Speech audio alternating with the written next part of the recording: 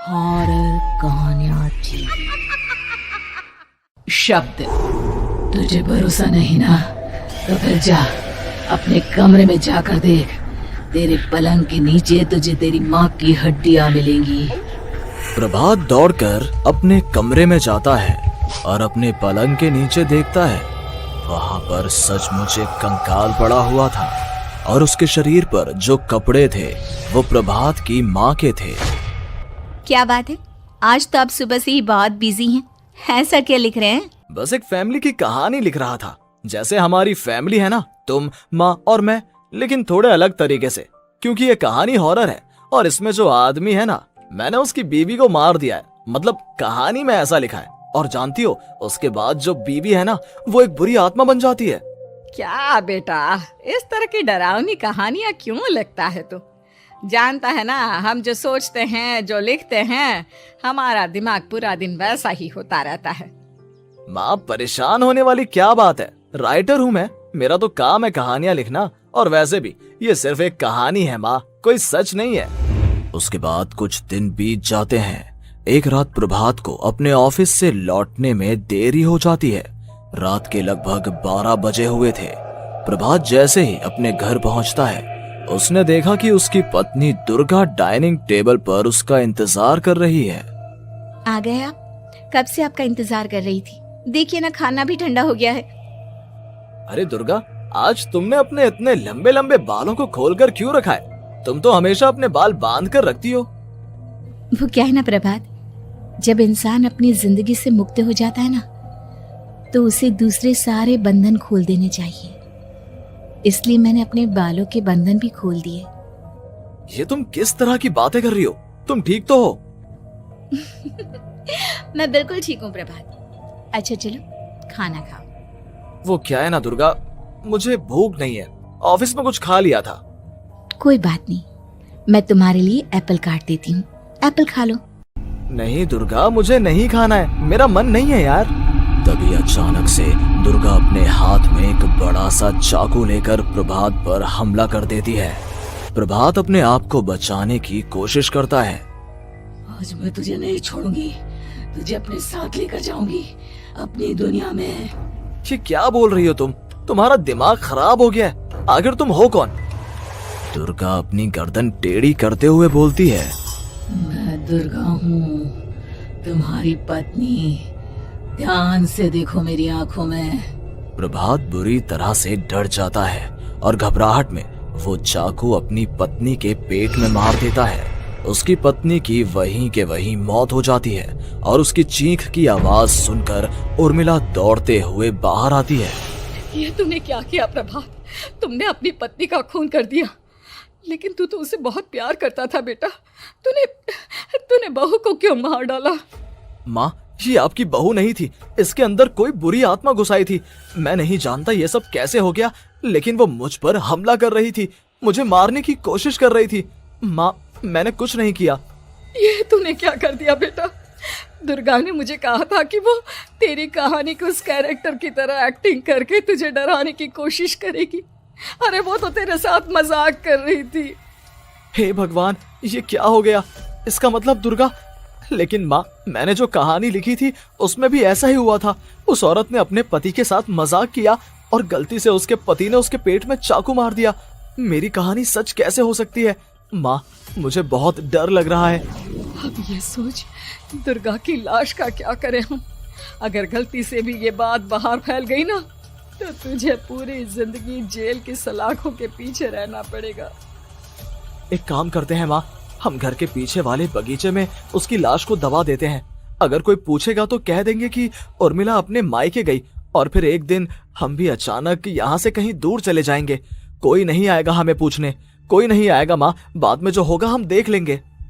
प्रभात अपनी माँ उर्मिला की मदद से दुर्गा की लाश को अपने घर के बगीचे में गाड़ देता है। कुछ दिन तो ऐसे ही बीत जाते हैं, लेकिन एक दिन अचानक रसोई से आ रही कुछ आवाजें सुनकर प्रभात की नींद खुलती है। प्रभात ने देखा कि वहां पर एक लंबे बालों वाली औरत दूसरी तरफ चेहरा करके खड़ी हुई थी। कौन है? कौन है वहां पर? अरे कौन हो तुम? मैं दुर्गा हूँ प्रभात। क्या हुआ? मुझसे इस तरह के सवाल क्यों कर रहे हो तुम? तुम दुर्गा नहीं हो सकती। दुर्गा तो प्रभात, मैं तुम्हारी पत्नी हूँ, तुम मुझे कैसे भूल सकते हो? 4 दिन के लिए मायके क्या चली गई, तुम तो मुझे भूल ही गए।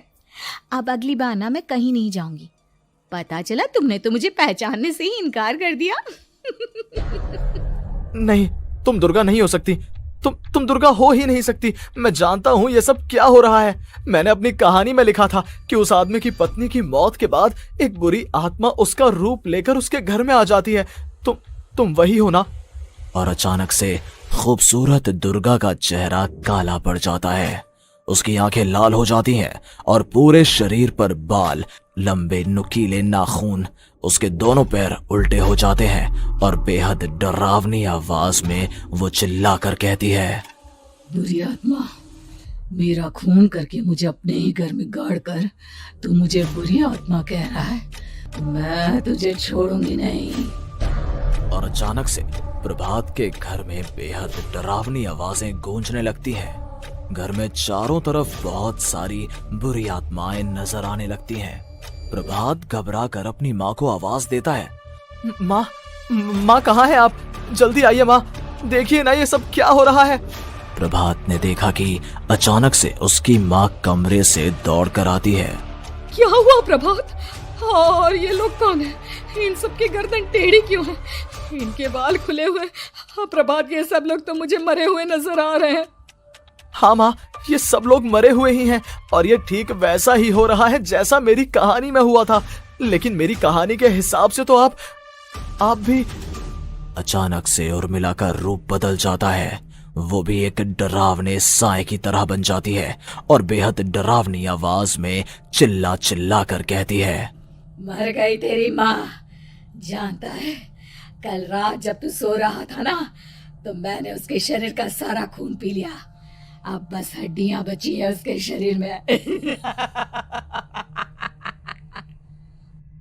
नहीं, ऐसा नहीं हो सकता। ऐसा बिल्कुल नहीं हो सकता। मेरी माँ नहीं मर सकती। तुझे भरोसा नहीं ना? तो फिर जा, अपने कमरे में जाकर देख।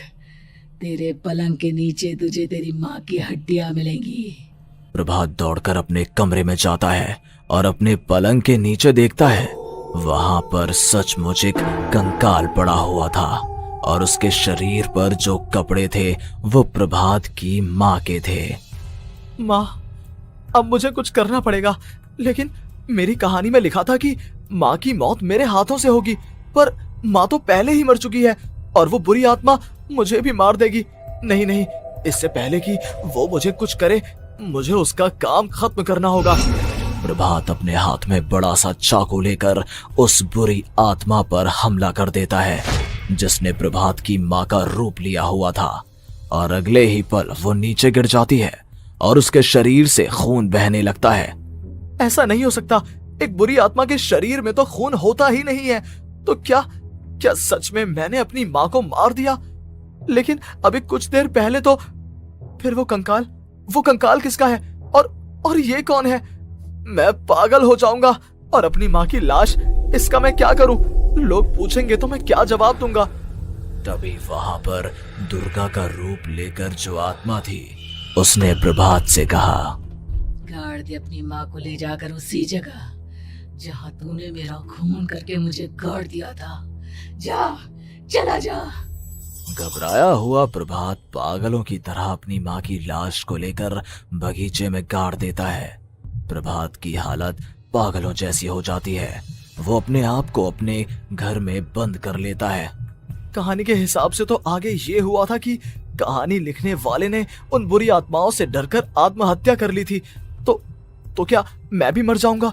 क्या मैं भी आत्महत्या कर लूंगा? एक काम करता हूँ, मैं अपनी कहानी का अंत बदल देता हूँ। हाँ, ये मैंने पहले क्यों नहीं सोचा। मैं लिख दूंगा कि कहानी को लिखने वाला आत्महत्या नहीं करता, बल्कि कहीं दूर जाकर नए सिरे से अपनी जिंदगी शुरू करता है। यही सोचकर प्रभात ने अपनी लिखी हुई कहानी को बाहर निकाला और उसे पढ़ना शुरू किया। ये देखकर वो हैरान रह गया कि कहानी का क्लाइमैक्स तो किसी ने पहले ही बदल दिया था। ये क्या? इसमें तो लिखा हुआ है कि आखिर में उस लेखक की पत्नी और माँ दोनों बगीचे में जिंदा दफन थे। बुरी आत्माओं ने उनको कैद करके रखा था और वो लेखक अपनी माँ और पत्नी दोनों को जिंदा बाहर निकाल लेता है। लेकिन ये सब लिख किसने दिया? प्रभात दौड़कर बगीचे में जाता है और वहां पर खुदाई करना शुरू कर देता है। प्रभात देखता है कि वहां पर लकड़ी के 2 बड़े संदूक हैं और उनके अंदर से आवाजें आ रही हैं। प्रभात, प्रभात बचा लो मुझे, अगर थोड़ी देर और हो गई तो वो मुझे छोड़ेगी नहीं। बेटा देखो, मैं इस बक्से के अंदर बंद हूँ, प्लीज मुझे बाहर निकालो, वो बुरी आत्मा किसी भी वक्त मुझे मार डालेगी।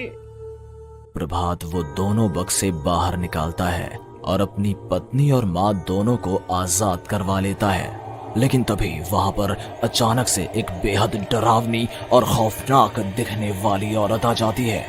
तुझे क्या लगा था इतनी आसानी से अपनी पत्नी और माँ को बचा लेगा? बस 5 मिनट और उसके बाद अमावस का चांद आसमान में आने ही वाला है। लेकिन तूने इन दोनों को बाहर निकाल लिया, अब तुझे मरना होगा। नहीं, मैं जानता हूँ मैं नहीं मरूंगा, और अब आगे क्या करना है ये भी मुझे पता है। प्रभात, ये बहुत खतरनाक है, हमें मार डालेगी। प्रभात, चलो यहाँ से। नहीं दुर्गा, अब मुझे अच्छी तरह से पता चल चुका है कि इस बुरी आत्मा से हम कैसे पीछा छुड़वा सकते हैं। और इतना कहकर प्रभात अपने हाथ में पकड़ी हुई सिंदूर की थैली उस बुरी आत्मा के ऊपर उछाल देता है। कुछ ही देर में वो जमीन पर गिरकर राख में बदल जाती है। ये सब क्या हो रहा था बेटा? ये सब तुम्हारी लिखी हुई इस कहानी की वजह से हुआ है ना? नहीं माँ, पहले मुझे भी ऐसा ही लगा, लेकिन बाद में पता चला कि बरसों पहले हमारे इस बगीचे की जमीन के अंदर किसी को जिंदा गाड़ दिया गया था और बस उसी औरत की आत्मा हमें परेशान कर रही थी। उसी ने मेरे शब्दों में जान डालकर उस कहानी को जिंदा कर दिया था। मुझे माफ कर दो प्रभात, मैंने आपकी कहानी के साथ छेड़छाड़ की थी और उसे बदल दिया था। माफी मांगने की जरूरत नहीं है दुर्गा, तुम्हारे उस बदलाव की वजह से ही आज हम सब जिंदा हैं, क्योंकि आखिर में कहानी में वो हुआ जो तुमने लिखा था।